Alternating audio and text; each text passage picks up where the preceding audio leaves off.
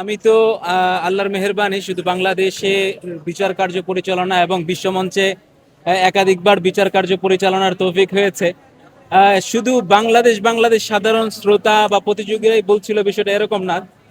যখন আনাস বিন আতিক তিলাওয়াত করে তখন বাংলাদেশ সময় অলমোস্ট 1টা বেজে আরো হয়তো প্লাস হবে। আমি আসলে ওই সময় অনেক দীর্ঘ সময় অপেক্ষা করে এরপরে আর আমি বলতে পারি না যে ওই সময় তার তেলাওয়াত শুরু হয়েছে। মজার ব্যাপার হলো লিবিয়ার ইসলাম বিষয়ক মন্ত্রণালয়ের যিনি প্রধানমন্ত্রী উনি ওর তেলাওয়াত রেকর্ড করে আমাকে পাঠাচ্ছে হোয়াটসঅ্যাপে, একটা ভয়েস পাঠালেন। আমি ভেবেছি হয়তো কোনো কথা বা এরকম কিছু। আমি তেলাওয়াত আমি ভয়েসটা ওপেন করে দেখি যে আনাসের তেলাওয়াত শুরু হয়েছে। আমি তখনই বুঝেছি হয়তো লাইভ চলছে। তা আমি ফুল তেলাওয়াতটা শুনলাম। আলহামদুলিল্লাহ খুবই শ্রুতি মধুর ছিল। শেষে গিয়ে আনাসের একটা আয়াতকে সে 2বার পড়েছে। এটা কি হলো যে এটা যে আমরা বাংলাদেশটা আফসোস করবে বা আমরা আফসোস করবো বিষয়টা এরকম না। ওর তিলাওয়াত এতটাই শ্রুতি মধুর ছিল।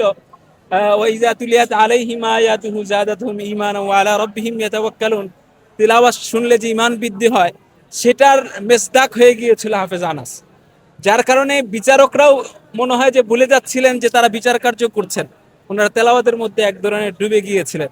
আসলে বাংলাদেশের প্রতিযোগীরা, বাংলাদেশের স্বচ্ছ নির্বাচন যদি হয়, স্বচ্ছ মনোনয়ন যদি দেয়া যায়, তাহলে আমরা দেখেছি যে বারবারই বাংলাদেশ থেকে বিশ্ব চ্যাম্পিয়ন করা সম্ভব। এবং আমি আশা করি এই বিষয়টাকে আরো বেশি পরিচর্যা করে বিশ্ব দরবারে তুলে ধরা এটা বাংলাদেশ সরকারের একটি অপরিহার্য দায়িত্ব। বাংলাদেশের মানকে তুলে ধরার জন্য এটা একটি রাষ্ট্রদূতের ভূমিকা পালন করে। আন্তর্জাতিক ক্রীড়া সংস্থা বাংলাদেশ একটি রাষ্ট্রদূতের ভূমিকা পালন করে। যে সমস্ত প্রতিযোগীরা এই বিশ্ব কোরআনের কম্পিটিশনে অংশগ্রহণ করে তারা একজন রাষ্ট্রদূতের ভূমিকা পালন করে।